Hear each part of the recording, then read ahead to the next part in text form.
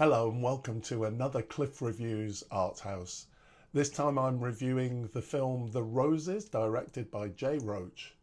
So this is a remake of the 1989 film The War of the Roses with Michael Douglas and Kathleen Turner. I'd never seen this film, so I decided to watch it in advance of the remake The Roses. I have mixed feelings about this new film, but one thing I can say with certainty is that I enjoyed it a lot more than the older War of the Roses. For all its reputation as a savage marital satire, the War of the Roses felt to me more like a glossy piece of slapstick than a serious dissection of a relationship. It has the air of a family holiday movie, the collapsing chandeliers and booby-trap chaos, closer to Home Alone than Bergman's Scenes from a Marriage. The focus is on one-upmanship. The characters are locked in a cartoonish arms race with little psychological depth. Reading old reviews, it seemed like there was a lot of admiration for its vicious humour. It left me a bit cold, however. I really didn't enjoy it.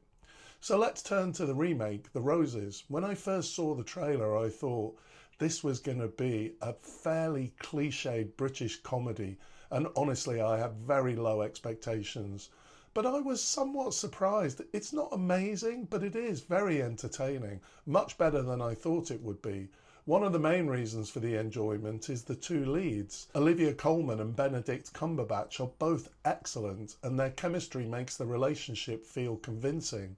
They give the film an emotional depth that was completely lacking from the Douglas-Turner combination in the original film. At times, the film reminded me of Marriage Story, which I really enjoyed. It has that same mix of sharp dialogue, intimacy, emotion and dark humour. It doesn't quite reach the same level, but it definitely has a similar feel, which I enjoyed.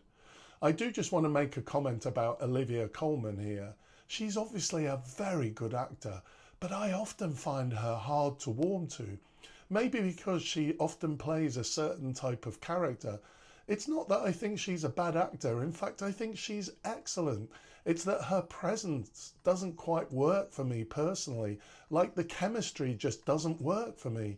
That said, I liked her in the TV series The Bear, and in the early parts of this film, I thought there was a trace of her bear character, which I did like. One of the strong points of the film, on the whole, was the script. It was often sharp, with plenty of clever lines that gave Colman and Cumberbatch the chance to trade barbed insults. At its best, this worked really well. The rhythm of their exchanges was biting and funny. You could feel the conflict between both the love and the tension simmering underneath. It didn't always work, I thought. At other points, the humour tipped into silliness, and the sharpness gave way to gags that felt a bit forced.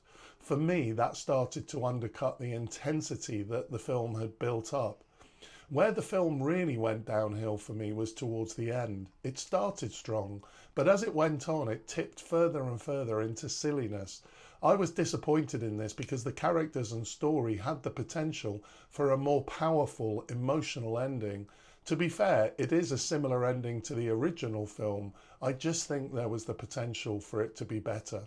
Overall, I enjoyed The Roses a lot more than I expected. It's funny, it's watchable, and Colman and Cumberbatch are a great pairing, but I couldn't help feeling that it had set itself up for a stronger conclusion than the one it gave us. Thanks for watching, and I'll see you next time.